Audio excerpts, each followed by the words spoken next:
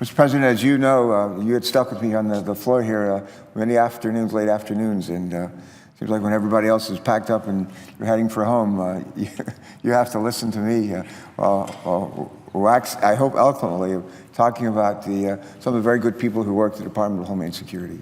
And when you look at people who do important work for our country, there are a lot of valuable agencies, a lot of valuable, very valuable people, and hardworking people.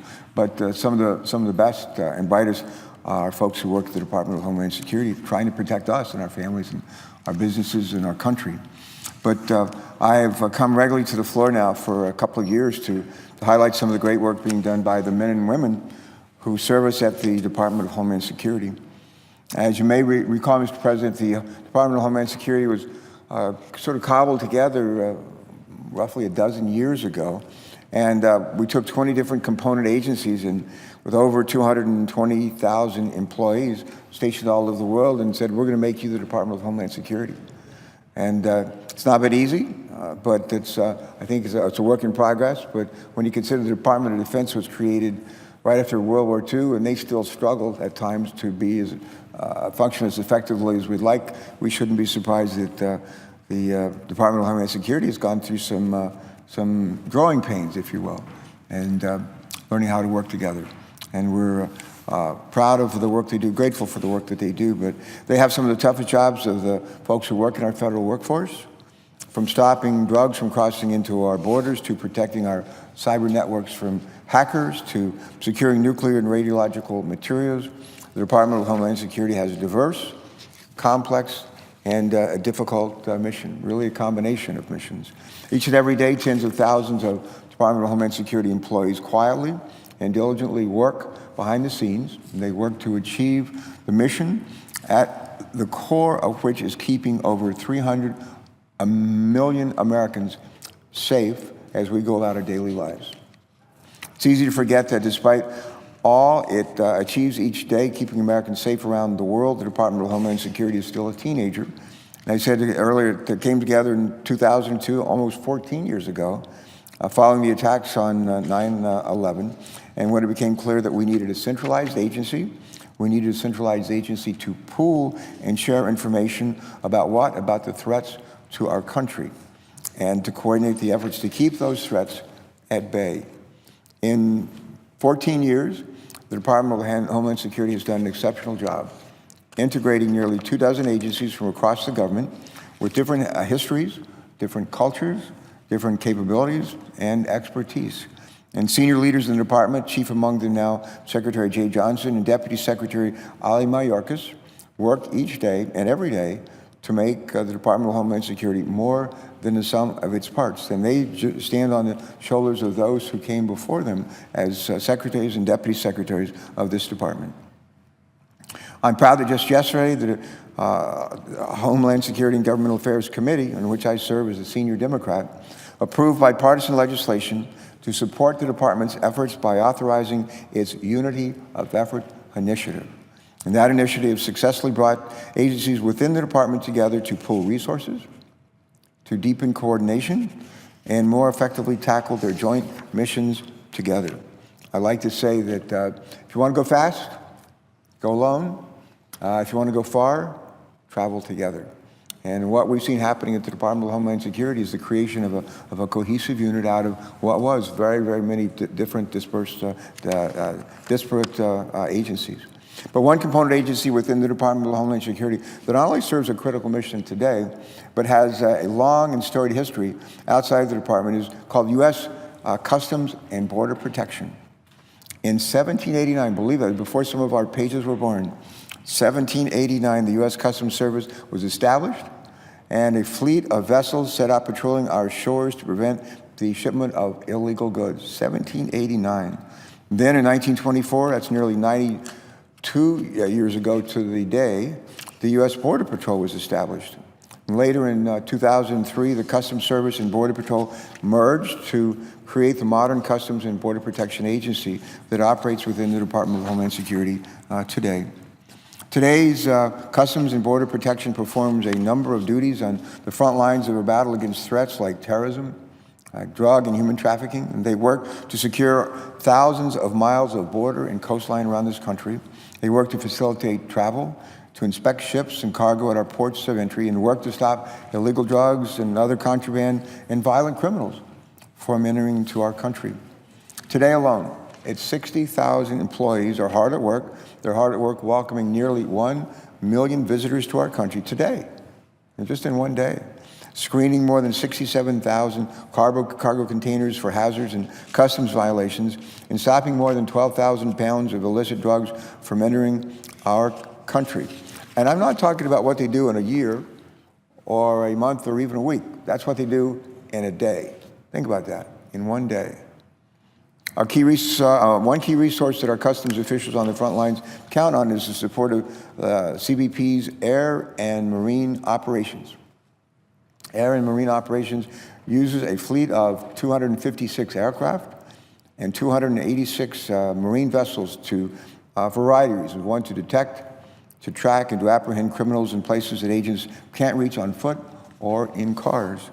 From fast interceptor boats to Huey helicopters to P-3 aircrafts like the one I flew in during most of my 23 years in the Navy, Air and Marine Operations provide critical support to CBP agents, and they, as they often do, important and dangerous work.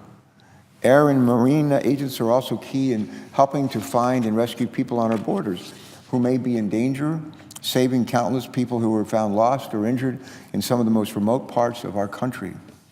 One CBP Air and Marine Operations agent who goes above and beyond to help secure our borders and keep people safe looks a lot like this fellow. And his name is Oscar Peru, like the country, Oscar Peru, and he's pictured here to my left. Oscar Peru is a CBP aviation enforcement agent. He's based out of Tucson, Arizona. He was raised in Tucson. Oscar joined the Arizona Army National Guard after college. He served his state and his country as a guardsman for 10 years, including by fighting in Operation Iraqi Freedom. And after working for the state of Arizona on their Joint Counter-Narcotics Task Force, he joined the Border Patrol as a senior patrol agent in 2003. After 5 years as a Border Patrol agent, Oscar joined the Border Patrol Search, Trauma, and Rescue Team. The Search, Trauma, and Rescue Team. And as a trained emergency medical technician, Oscar was able to provide life-saving care to countless men, women, and children who were lost or injured in some of the harshest environments along our southwestern border of our country. At all hours of the night, Oscar has conducted searches to find and save those in need. Oscar has also performed the difficult and I'm sure heartbreaking task of retrieving the bodies of those who have perished so they can be returned to their families and given a proper burial. Since 2008, Oscar Peru has served as an aviation enforcement agent, coordinating efforts across federal agencies and working with state and local law enforcement. Oscar conducts operations to identify and stop criminal activity along our border, from drug smuggling to human trafficking to rescue operations. Oscar's work has saved countless lives, arrested countless criminals, and kept countless pounds of drugs from ever reaching our communities. Oscar, I'd say that is one impressive day's work, and we're grateful to you for doing it. Those who know Oscar routinely describe him as a man who shows incredible compassion for everyone that he encounters, both in his personal life and in his work. And through his years of dedicated service, Oscar has earned the trust of his peers who rely on him as a leader during risky operations and dangerous missions. As a certified master and instructor in helicopter ropes and suspension techniques, Oscar uses his experience to train others and the skills necessary to operate safely in a dangerous environment. Often leaning out of the door of a helicopter hundreds of feet up in the air, it is no wonder that his colleagues describe Oscar as courageous and as an inspiration to those around him. So to Oscar, my friend, we say thank you.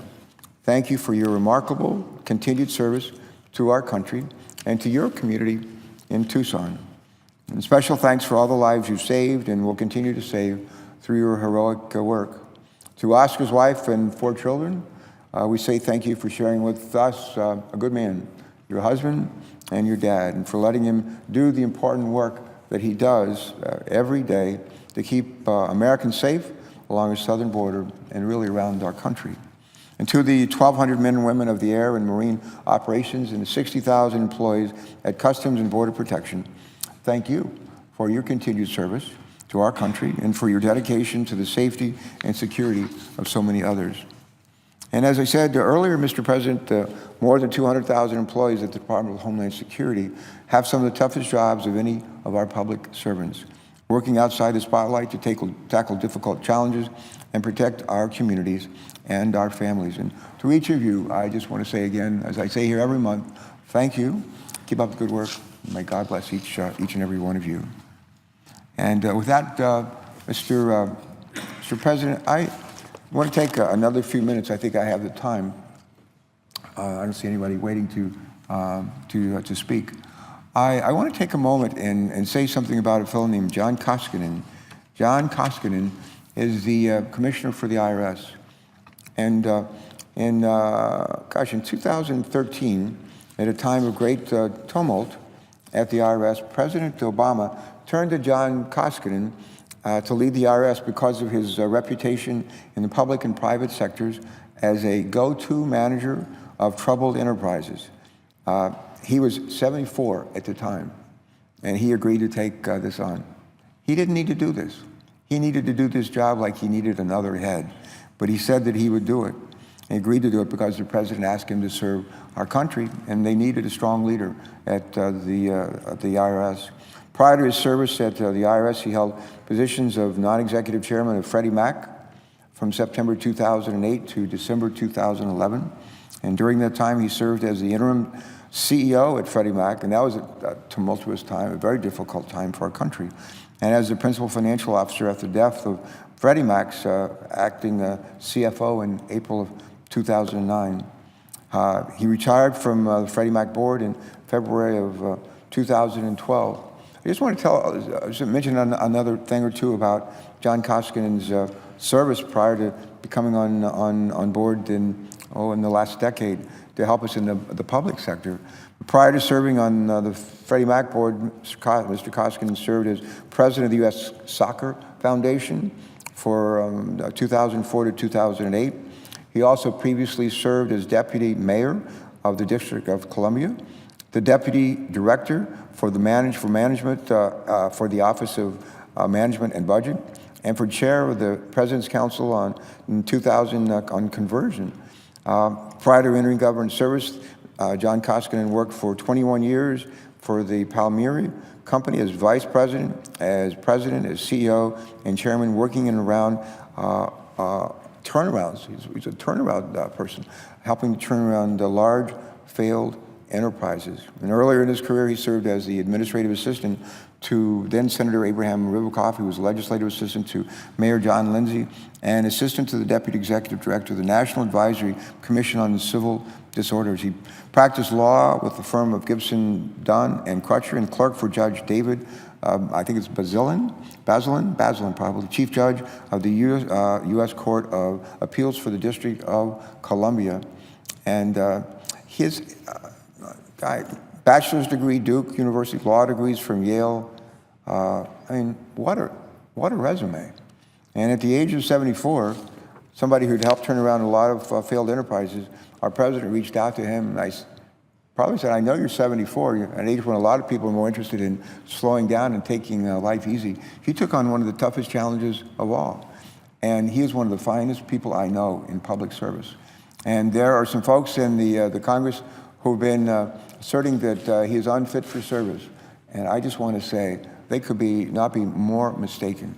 This is a good and decent man. I was raised to treat other people the way I want to be treated, to figure out the right thing to do, and to treat others the way I want to be treated. And given the sacrifices that he's made with his life at this stage of his life, rather than taking brickbats, he should be taking bouquets.